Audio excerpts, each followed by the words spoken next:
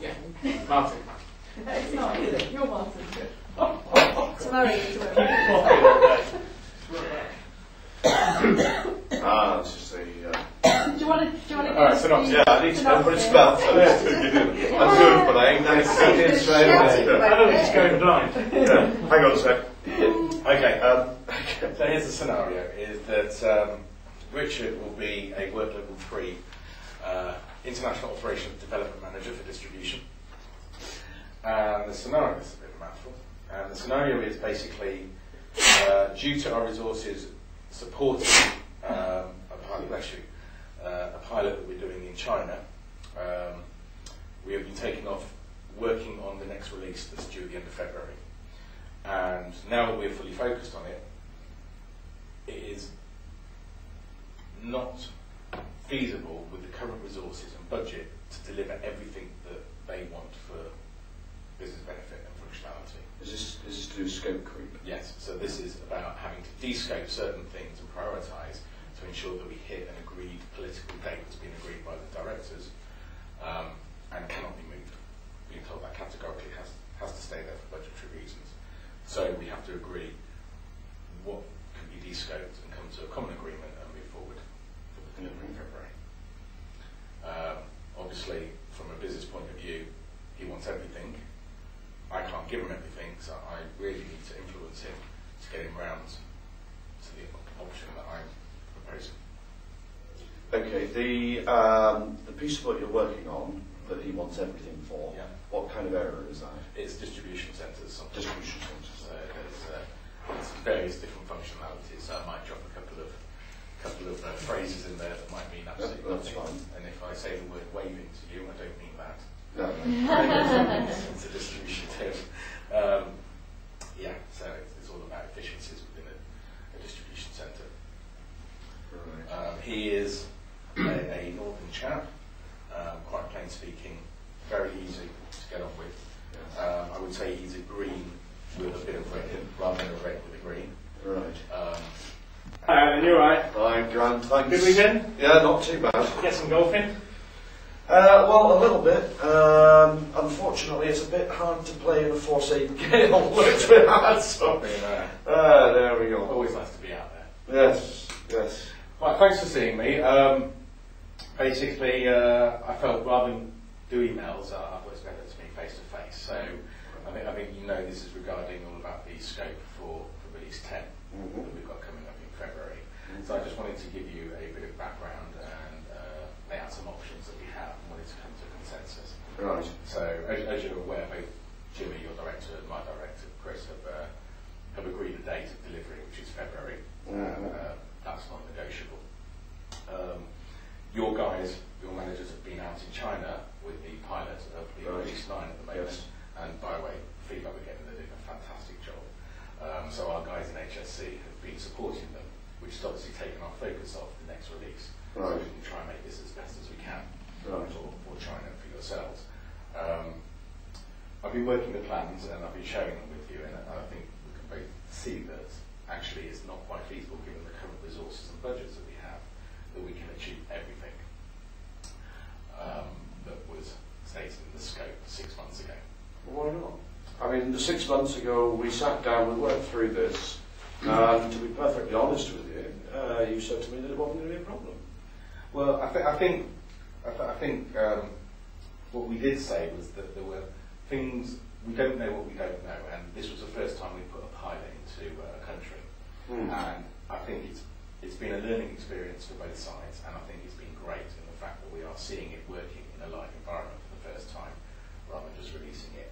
And out of that, we are realising there are tweaks to the code to enhance the operations, and we are getting it so that the countries, the first time they see it, it's going to be the best it can be, and we get a significant uptake with previous releases. We've released the code, and they haven't taken it for 18 months. So we want to deliver those benefits earlier to the business. So, and I see where you're from. You want to give the most business benefit out there. Of course. We want to save money, we want to improve operations, we want to improve efficiency, and actually make your job easier. And I'm fully behind you in that. What I have to do is that, obviously, within my remit, I have certain constraints on the time, resources, budget. And this is where I'm coming from in this respect, is the fact that due to us supporting the pilot and making the previous release as best as it can be, which is great, we now have a contention in terms of resource and time. And what I want to do is prioritise what's going to deliver the most business benefit from the next release, and actually descope certain aspects and put it into the following release, so that we can get to the. So what's the time delay for the aspects you wanted to descope? The time delay is probably about 2.5 months. Right. So we're talking pretty much a quarter.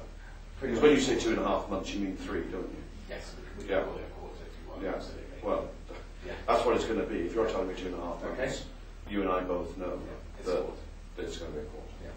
Now we have a following release 3 months after that, so we do 2 releases a year. Yes.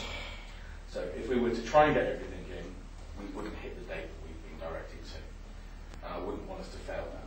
What I want us to is to deliver something on the date that's agreed with all parties, but delivers the most benefit. Right. Okay. I mean, the way I look at this, to be perfectly honest with you, Gideon, is the scope for this was agreed. I generally expect when we scope something out for that scope to be achieved. Now I understand that somewhere along the line you've had scope slip because you've sent people off to China. Incidentally, not my problem. My guys have been out in China as well, and we are not slipping anywhere. So I'm not quite understanding. Time out. Time out. Sorry about that. I know you think negative, but that's an untruth. Let's time out and just go how's it going so far then, seeing as we're timed out. No, it's okay, it's fine. Yeah, how do you feel it's going? I think it's been going well. I don't see any until then. I didn't see any barriers. There was a lot of nodding, there was quite openness. Look at the body language here. So I was mirroring you straight away. Lots of mirroring. There was a lot of nodding. Every time I came up with parts of my option and what I proposed to do about it, you were nodding, you weren't closed off in any way. So I thought that was going well. You were in agreement when I was saying, okay, you guys are doing really well, the feedback's been great, we both want to deliver the business benefit, so I was trying to empathise with you in that respect, just to make it aware that I think along the same lines of yours, but you need to appreciate someone's trying to do the whole. What's hilarious, you're both doing this with your pens. So funny. So I see you and you see me, and you make sense and I make sense too, is that I appreciate where you're coming from. However, you have to appreciate I have certain constraints on my side that, our directors have both stated this cannot be moved. I have time constraints and resource constraints, etc. And I just wanted your acceptance and recognition of that, which I think happened. Yeah, I definitely agree. From over here, it looked like a really solid meeting of minds, very equal body language, matching status beautifully.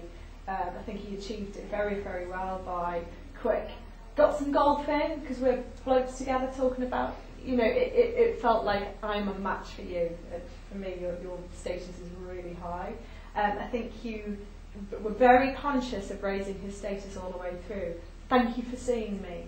So it was just you just lowered your status and raised his status very gently, which I think put him at ease with you. I don't need to prove my status because you've just given me my status in a positive way. You were very kind of cut into the chase, which I think is very appropriate for task people. And also there was we've had some feedback that they've done a fantastic job, raised their status again. So I think you were doing that beautifully. Then you talked about the working plans. Then you talked about the problem. You got it in quite early. I was going to say I might have got him talking a bit earlier because it all seemed to be coming from you all the way through. The only tweak I would say is maybe get him communicating back to you because you seem to do all the talking all the way through. But I think the talking you did do was very appropriate. Feedback from you? Great talking. Superb talking. I don't know how you kept up. So. You go on for hours. Yeah. I agree again entirely with what Nicky's saying.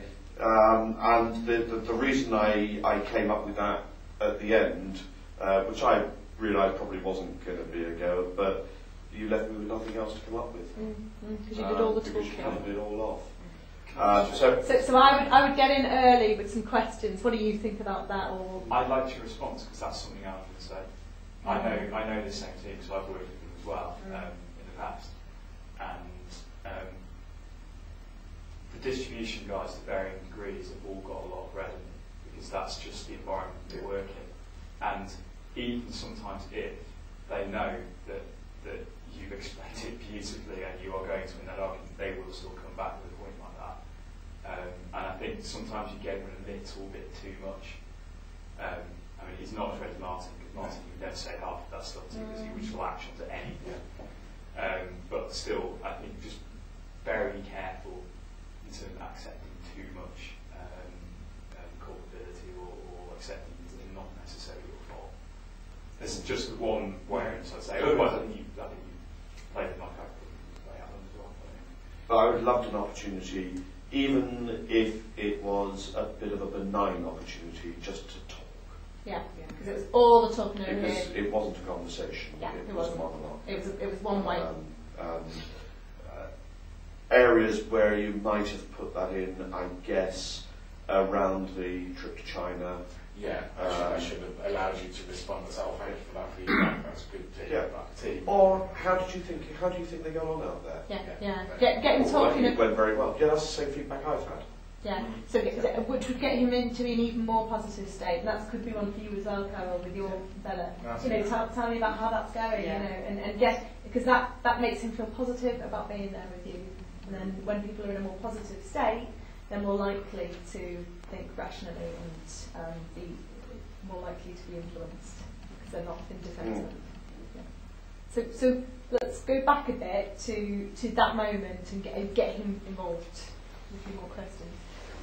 Okay, so as you know, we've been doing the pilot in China. Your guys have been out there. Yes. Have you had any feedback on how they're doing? Well, the feedback I've had is they've drunk an awful lot of whatever the local brew is out there and had a very good time by the sounds of it. But the work seems to have gone really well. Yeah, I mean, I have to say I've had some feedback both from the operations side and IT from the directors out there, and they have been over the moon. They say it's the smoothest pilot that's happened. Yeah. And the work that your guys are doing especially has enabled the business to understand why we're doing it, which is brilliant from my Well, that's good. That means they're doing their job. I mean, similarly, not to be the Mutual Appreciation Society, but it seems your guys have done a fairly good job out there as well. So, all power to our elbows, as they say. I'll be passing that. Yes. It's good. It's good the way we're working together. It means that we can build on that for the future. Yeah, collaboration's the key. Absolutely. So do you agree with my opportunity then? Yeah. I was just thinking.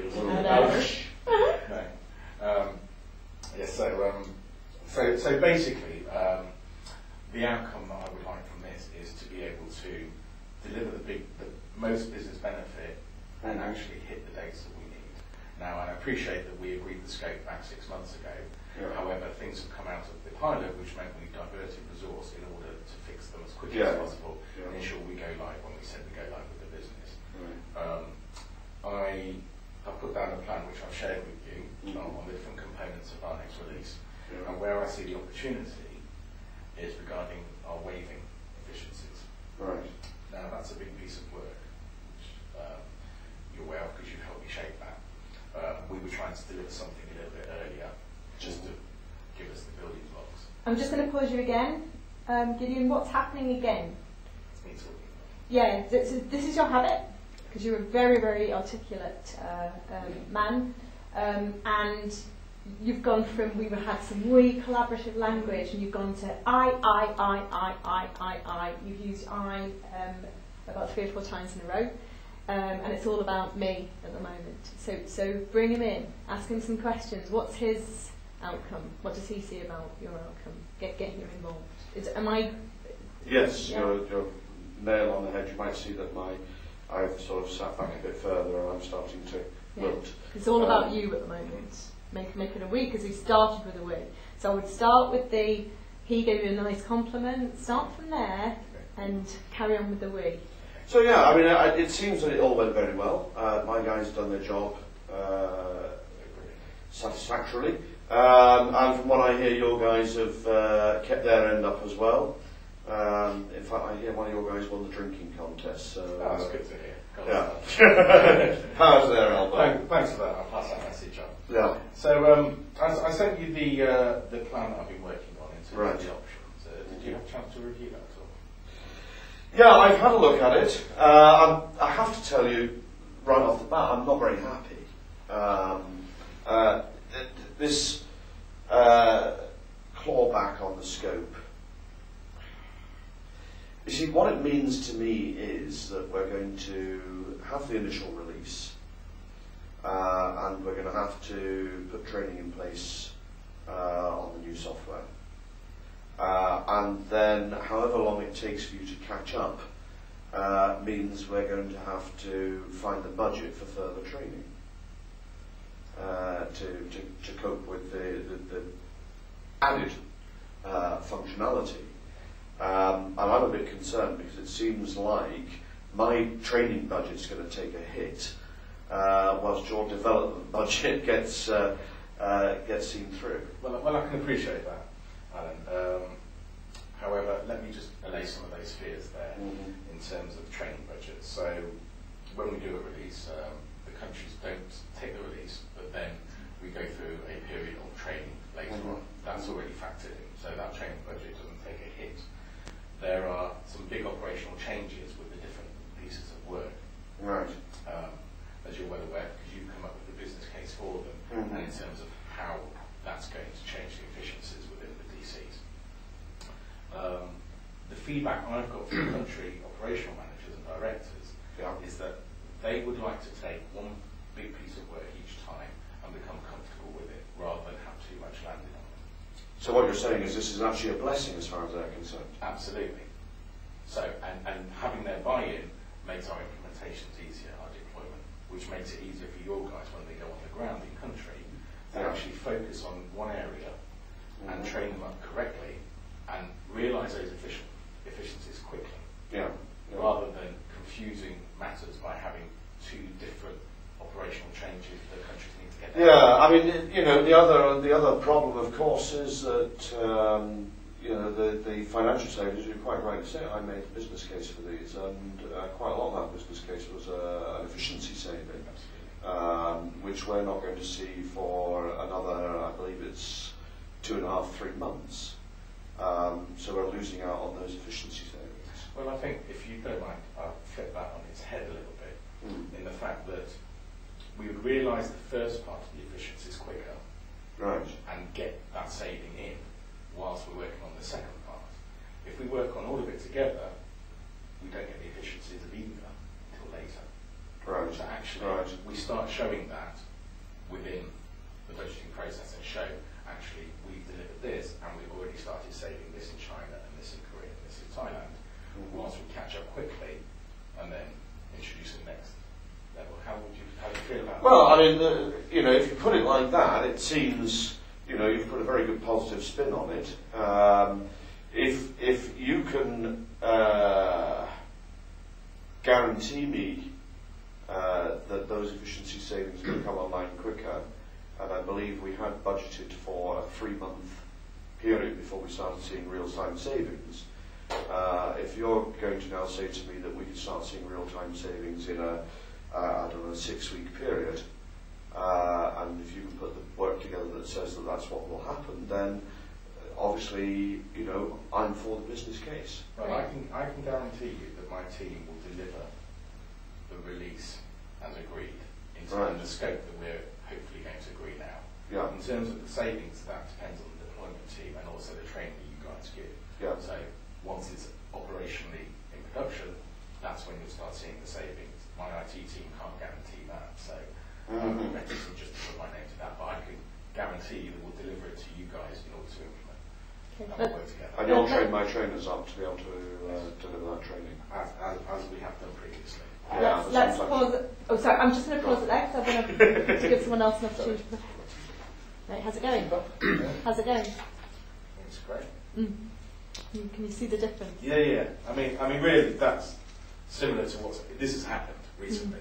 When I wrote this down, it happened a couple of days later, and actually I got to the outcome that I wanted to, and I put it in a similar vein. Obviously, there's differences with the feedback coming here, but the main arguments still remained, and how I dealt with it. I asked about golf and all this, and tried to put across the business benefits and how we're working together, and how things are going currently. So it's quite similar.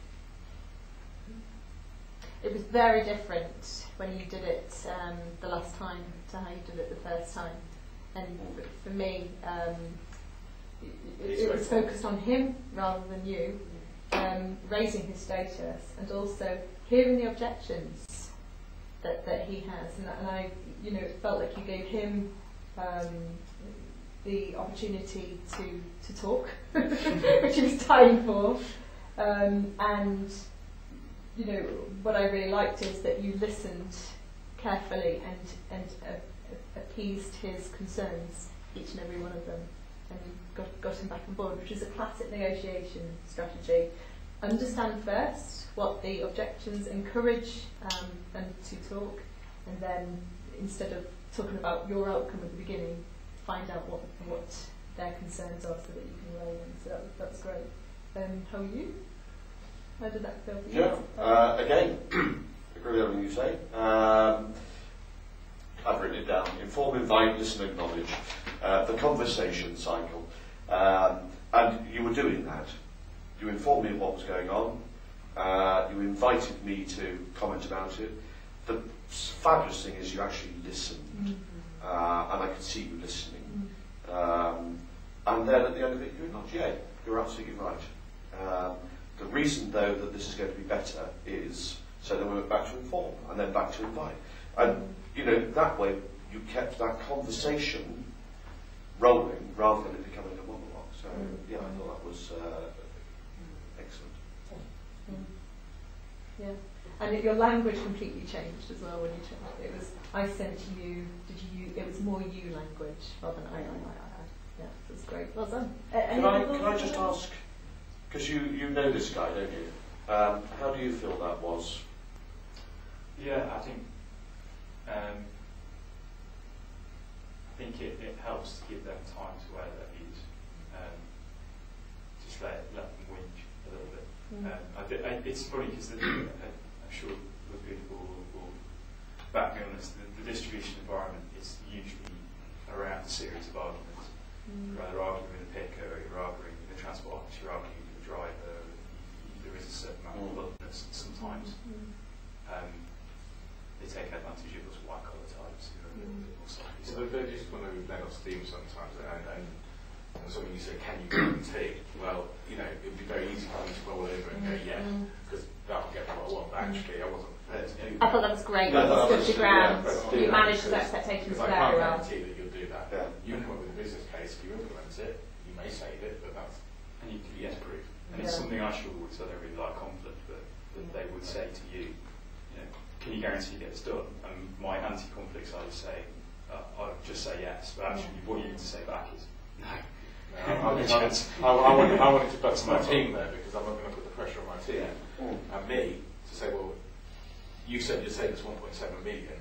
We put it in everywhere. We've only saved 55 grand. It's not my fault at all. I've delivered what you asked for. Yeah. Your calculations might be wrong, but I've done my bit on my side. So I thought that was absolutely great. It was line in the sand. No, I'm not just going to agree for the sake of it. I can guarantee this. I can't guarantee that. It's great. Very clear. Very red. Very straight. But delivery is a high pressure environment, so I suppose those are the guys you have to deal with. Of course. Yeah. I want to stop someone over to at least one more before lunch, and we might go over. We might be slightly late for lunch, I'm afraid. So.